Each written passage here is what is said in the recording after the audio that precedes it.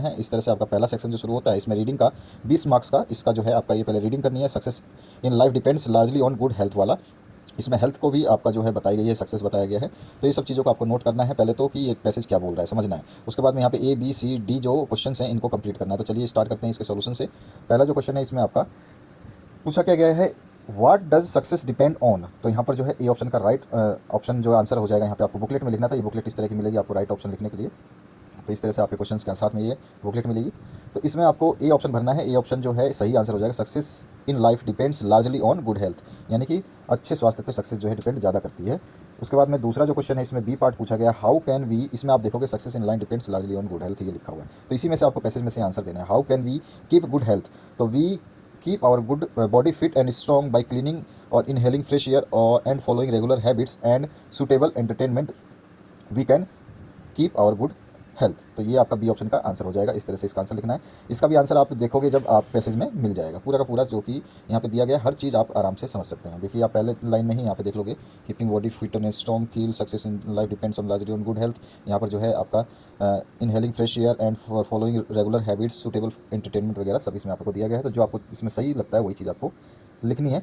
सी part है, what are the things we should avoid. तो यहाँ पर we should avoid anything that will weaken your strength, आपकी जो शक्ति है जिसको कोई भी चीज़ कमज़ोर करे, इस टाइप की जो एक्टिविटीज़ को आपको त्यागनी होगी, छोड़नी होगी। तो इस तरह से ये इसका डी पार्ट तक हम सी पार्ट तक सोल्यूशन देख चुके हैं। अब डी पार्ट की बात करते हैं। तो डी पार्ट में जो है कंप्लीट द फॉलोइंग में है। तो यहाँ पे आपका फर्स्ट जो है यहाँ पे देखेंगे, smoking harms the body and dash clouds the brain. तो ये वाला जो आप पूरा पैसेज पढ़ेंगे तो इसमें आपको ये मिल जाएगा। तो इसको कंप्लीट करना है, ठीक है। यहाँ पर लिखा हुआ है क्लाउड्स द ब्रेन। तो यहाँ से सेंटेंस को कंप्लीट करेंगे। Remember that your character is dash, तो प्रीसियस प्रोफेशन। तो यहाँ पर जो है इसको भी आप पैसेज में से ही देख लेंगे, ठीक है। पैसेज में आपको ये इसका आंसर मिल जाएगा, ये रहा। तो इस तरह से ये पहला पैसेज का आंसर आपको देना था। आगे बढ़ते हैं नेक्स्ट क्वेश्चन में। इस तरह की आपकी बुकलेट होगी और जैसा मैं बता चुका हूँ 8469022568 पर आप अपना क्वेश्चन पेपर हाफ ईयरली हो या मासिक परीक्षा का हो सेंड कर सकते हैं। व्हाट्सएप नंबर है ये और आपका सोल्यूशन जो है अपलोड कर दिया जाएगा। पैसेज नंबर 2 जो आया है, the great advantage of early rising is the good start. तो ये वाला आपको पैसेज पूरा कंप्लीट पढ़ना है, पहले समझना है इसको, और इसके बाद में इसके ऑप्शंस जो हैं उन ऑप्शंस के हिसाब से आपको ए बी सी डी के आंसर्स देने हैं और ई और एफ के भी आंसर्स आपको कंप्लीट करने हैं। तो पहले क्वेश्चन से स्टार्ट करते हैं, जिसमें आपका क्या दिया गया है। पहला क्वेश्चन है, how does early rising give a good start to your day's work. तो इसका आंसर यहाँ पे लिखा है, early rising gives us good start because early riser do a large amount of work before other man get up of bed. यानी कि early rising से क्या होता है कि आप ज़्यादा से ज़्यादा कार्यक्रम कर चुके होते हैं जब जो आदमी लेट उठता है उससे। उसके बाद में बी ऑप्शन जो है इसमें पूछा है, why is the work done is early morning well done.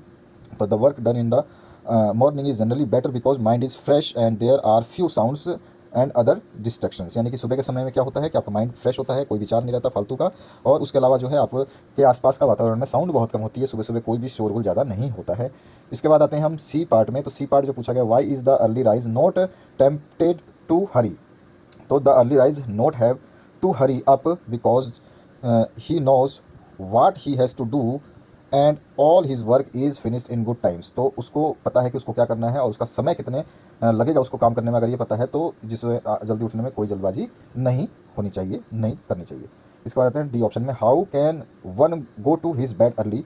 तो one can go to his bed early by finishing his work in good time. अच्छे या मतलब एक निश्चित समय में काम करने के बाद में आराम से आदमी सो सकता है। इसके बाद आते हैं डी के बाद में जो आपका ई पार्ट पोर्शन है। तो ई का आंसर यहीं लिख दिया है, in the early morning the mind is fresh and there are few sounds other distractions. ये आपको पहले पैसेज में जो है यहाँ पर इसी से कंप्लीट करना है। तो ये चीज़ आपको ध्यान रखनी है। यहाँ पर देखो, यहाँ पर मिल जाएगा। इसी तरह से आपका दूसरा जो all this work is finish in good times, तो ये वाला जो आप लिखोगे तो ये भी आपका जो है आंसर हो जाएगा। जब आप गुड टाइम वाला यहाँ पे देखोगे पूरे इसके अंदर आपके पैसेज के अंदर, तो इसका ये पूरा मिल जाएगा, all his work is finish in good time, ठीक है। तो ये चीज़ आप देख सकते हो, चाहे आप यहाँ पे इस लाइन में देख सकते हो, ठीक है। तो ये कंप्लीट आपको करना है यहाँ तक। इस तरह से ये कंप्लीट सोल्यूशन हो गया सेकंड पैसेज का। तो पैसेज नंबर 2 आपने देख लिया। पैसेज नंबर 3 की, अब क्वेश्चन नंबर 3 की बात करते हैं। क्वेश्चन नंबर 3 में क्या लिखा है कि write a letter to your younger brother advising him to study hard and avoid bad company. और दूसरा आप लिख सकते थे, write a letter to the municipal commissioner planning about the dirt and filth lying around your colony. तो मैंने पहला वाला आंसर ही लिख दिया है, तो जरूरत हो तो आप दूसरा भी लिख सकते हो। सिंपल है, जो भी एड्रेस वगैरह डालना है डाल दीजिए।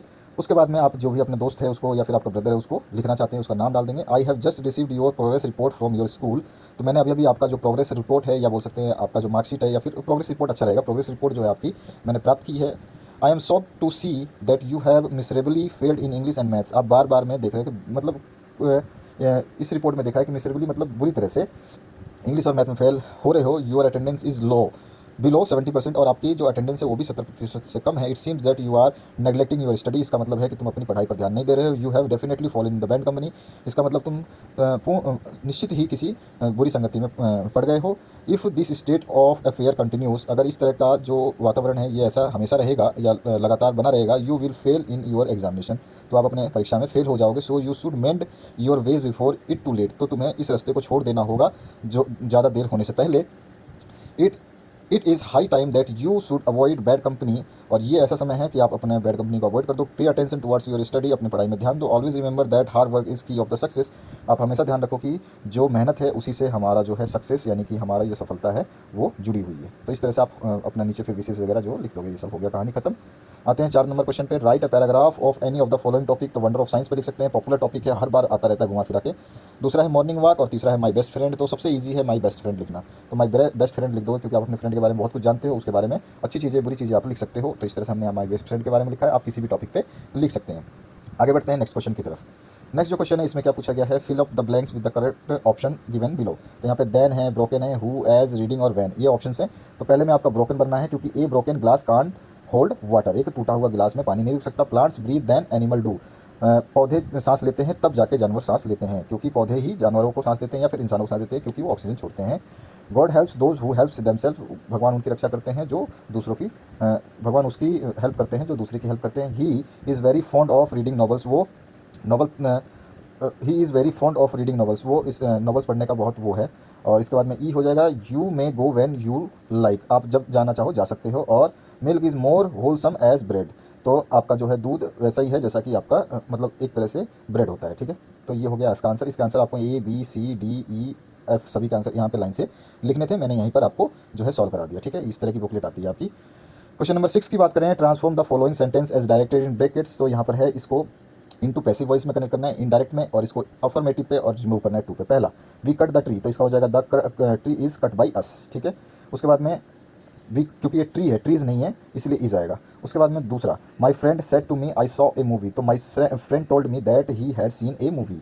उसके बाद में सी ऑप्शन में आ जाएगा, नो वन इज़ परफेक्ट, तो यहाँ पे एवरी वन इज़ इम्परफेक्ट, ठीक है। इसके बाद में इनटू अफर्मेटिव बनाना है ना, इसलिए। और डी जो है इसमें पूछा she was too busy, remove too करना है तो टू को हटा देना है इसमें से, तो टू हटा दूंगा तो क्या लग जाएगा, सी वाज सो बिजी, आप लिख सकते हो, बहुत ही राइट आंसर है। तो इस तरह का ये क्वेश्चन पेपर है। आगे बढ़ते हैं नेक्स्ट क्वेश्चन की तरफ। नेक्स्ट क्वेश्चन में जो है आप देखेंगे यहाँ पर fill in the blanks with the suitable modals given in the brackets, तो आपके इसके आंसर जो है यहाँ पे लिखने थे और मैंने डायरेक्ट आंसर वहीं भर दिया है। तो यहाँ पे आ जाएगा मे गॉड ब्लेस यू, दूसरे यहाँ पे सी में आ जाएगा he ask if he can come in, ठीक है, कि वो अंदर आ सकता है, उसने पूछा। और यहाँ पे सी कुड स्विम, वो तैर सकती है, क्षमता की बात आती है तो कुड आता है, आपका कैन भी कभी कभी आता है, लेकिन कैन से ज़्यादा कुड यूज़ होता है क्षमता में। उसके बाद में इट माइट रेन टुडे, तो आज बरसात हो सकती है, तो इसमें माइट आता है जिसमें बहुत ही कम संभावना हो, ठीक है। इसके बाद में आते हैं सेक्शन सी में, टेक्स्ट बुक से जो आपके क्वेश्चन आए हैं। तो यहाँ पर आपका टेक्स्ट बुक से ये, in the northern east huge mountains of cloud जो है be seen approaching there was a fresh air, जो आपका ये है आपका चैप्टर जो लेंचो वाला उससे है ये। और why was the fresh air was fresh and sweet, तो यहाँ पे मैंने आंसर लिख दिया, due to cloud and rain the air was fresh and sweet. इस पैसेज के अकॉर्डिंग हम इसका आंसर लिख रहे हैं। व्हाट आर न्यू कॉइंस, तो rain drops falling from sky are new coins. इसके बाद में why did man came out, तो यहाँ पे आप पहले पैराग्राफ में ही देखोगे तो यहाँ लिखा है the air are fresh the man went for the no other reason than to have the pleasure of feeling of the rain on his body, ठीक है। तो यहाँ पे आप लिख देंगे the man went to out to have the pleasure of feeling of the rain on his body. उसके बाद में आता है where could the huge mountains of clouds be seen, तो इसका जो पहला in the north huge mountains of clouds could be seen, तो ये आंसर यहाँ पे हम लिख देंगे। तो ये रहा इसका आंसर। तो ये हो गया कंप्लीट। आगे आते हैं नेक्स्ट क्वेश्चन पे, मंडेला वाला है ये क्वेश्चन। ऑब्लिगेशंस बताए गए हैं। तो यहाँ पर पहला क्वेश्चन जो पूछा गया है आपका पैसेज से ही है, आपकी बुक से ये पैसेज, और इसके 4 क्वेश्चन पूछे गए हैं। What is mention in above lines, तो in life every man has twin obligation is mentioned in the above line, ठीक है।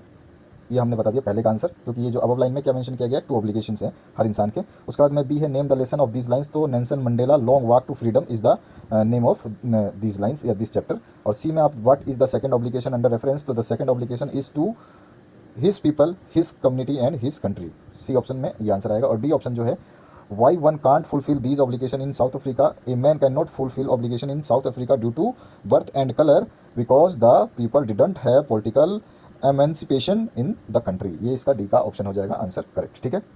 तो हम चलते हैं आगे नेक्स्ट क्वेश्चन की तरफ। तो यहाँ पर है discuss the black aeroplanes as mystery, तो आपको जो डिस्कस करना है, discuss the black aeroplanes as a mystery, और ऑप्शन में दिया गया है paper has more patient than the people, इसको आपको बताना है। तो दोनों के आंसर मैंने यहाँ लिख दिए हैं। पहला तो आपको बताना था जो मिस्ट्री है वो बतानी थी, तो यहाँ पे लिखा हुआ है, आराम से इसको कंप्लीट कर लेना। और दूसरा जो है इसका आंसर पेपर जो है अच्छा है, फ्रेंडली है, तो वो आपको इसमें बताना था, तो यहाँ पर मैंने इसका भी आंसर लिख दिया और पार्ट का। ठीक है, आगे बढ़ते हैं नेक्स्ट क्वेश्चन पे। नेक्स्ट क्वेश्चन है पोइट्री से 10 मार्क्स का। तो यहाँ पर जो है ये एक लाइन दी गई है, has given my heart A change of mood A dust of snow से, ये चैप्टर का ये आपने पढ़ा होगा, डस्ट ऑफ स्नो से है। जो इसका सबसे पहला ही क्वेश्चन पूछा गया है, कहाँ से ली गई, तो डस्ट ऑफ स्नो से। और बी का जो रिटर्न किसने किया है, तो रॉबर्ट फ्रॉस्ट ने किया है। ये बार बार क्वेश्चन हर बोर्ड में पूछा जा रहा है। और सी है what did the poet think of that day, तो he had pitied that day but fall of snow dust change his sad mood. और डी है what had given the poet's change of mood, तो the falling of soft and cold snow on the go poet's face had given him change of mood. तो ये इसका answer हो गया। तो ये सारे 9th क्वेश्चन के आंसर हैं। आगे आप इसको लिखोगे तो इस तरह से आपको ये लाइन वाली जो बुकलेट मिलेगी इसमें आप लिख सकते हैं। 10वां जो क्वेश्चन है इसमें क्या पूछा गया है, what do different people say about the end of world. तो ये आपको पहला क्वेश्चन है। तो इसमें टू डिफरेंट पीपल्स जो different people say regarding the end of world are fire and ice, ये सोचते हैं। और फायर विच सिम्बलाइज डिज़ायर और आइस विच सिम्बलाइज जो है हार्ट रेट। तो ये आपको जरूर याद रखना है। बी पोर्शन का आंसर जो है यहाँ पर देखें, how does a tiger killed his prey in the jungle. तो इसके 2 रीज़न हो सकते हैं, 1 नंबर और 2 नंबर, तो दोनों मैंने लिख दिए हैं। ठीक है, सी ऑप्शन है how will you differentiate between leopard and bear. आप लियोपर्ड में और बियर में कैसे अंतर करोगे, आपके जो है चैप्टर से है ये पूछा गया। तो आपको सी का ऑप्शन है, a leopard is beast with spots of his skin, उसके चकते होते हैं। और this wild beast will jump at you and keep jumping on you will tear you apart and will tear you apart. यानी कि इस type का Leopold जो होगा उसके ऊपर चकते होंगे और वो इस तरह का जानवर जो है वो आपके ऊपर जंप करेगा, यानी कि आपके ऊपर कूदेगा ही कूदेगा और आपको फाड़ के रख देगा। और दूसरा जो है, creature like bear hugs you very tightly then believe that is a bear. ये आप बियर के बारे में लिख सकते हैं और भी एक लाइन लिख सकते हैं। इसके बाद आते हैं नेक्स्ट आपका जो पार्ट है सप्लीमेंट्री रीडर का 10 मार्क्स। तो यहाँ पे Pumphrey was very loving and caring, mistress 40 की एक्सप्लेन करना है। और हु वाज अनिल, ये बताना अनिल कौन था, और गिव हिज कैरेक्टरिस्टिक्स। तो दोनों को कैरेक्टर स्केच, तो दोनों को हमने सॉल्व कर दिया है। आपका 11 नंबर क्वेश्चन को देखिए, चलिए मैं दिखाता हूँ दोनों के आंसर्स, फटाफट देख लीजिए। पहले तो पम्फेरी टिकी के लिए कितनी लविंग केयरिंग थी उसके बारे में एक्सप्लेन कर देना है। और दूसरा जो है पूछा गया अनिल क्या था, अनिल एक राइटर था। और वो जो यहाँ पर ये हरी सिंह जो है आ जाएगा, Anil was struggled writer who befriended Hari Singh, यहाँ पे हरी सिंह आ जाएगा। ठीक है, यहाँ पे हरी सिंह कर लेना, HARI हरी सिंह। और कैरेक्टर स्केच ऑफ अनिल इस तरह से आप लिख दोगे। ठीक है, तो यहाँ पर जो है आप करेक्ट कर लेना इस वाली चीज़ को, यहाँ पे आ जाएगा हरी सिंह। इसके बाद आते हैं नेक्स्ट जो है आपका ये सोल्यूशन देख लिया होगा और पार्ट मैंने बता दिया है। आते हैं 11वें के बी पे। ठीक है, तो 11वें का जो बी पार्ट है इसमें क्या है क्वेश्चन आपका, बी पार्ट में पूछा गया, लास्ट क्वेश्चन नहीं आपका एंड है, फिर इसके बाद में आपके क्वेश्चन नहीं आएंगे। तो how is Ausable different from other secret agents, तो ये आपको बताना है। तो ये मैंने पूरा का पूरा जो है लिख दिया इसका आंसर। और describe how Horace डैनबी plan his work, तो वो अपनी रॉबरी कैसे प्लान करता था उसके बारे में हम इसमें यहाँ पे बता चुके हैं। तो ये था फुल सॉल्यूशन। और 8469022568 पर आप हमें अपना क्वेश्चन पेपर जो भी आपका हाफ ईयरली का या टर्म एग्जाम का आप हमें सेंड कर सकते हैं, सोल्यूशन आपको मिल जाएगा। 8469022568 ये नंबर है। और इसके अलावा आप जितने भी पेपर्स को देखना चाहते हैं उनकी लिंक वीडियो के डिस्क्रिप्शन बॉक्स में, SST का ऑलरेडी अपलोड कर दिया गया है, ये इंग्लिश का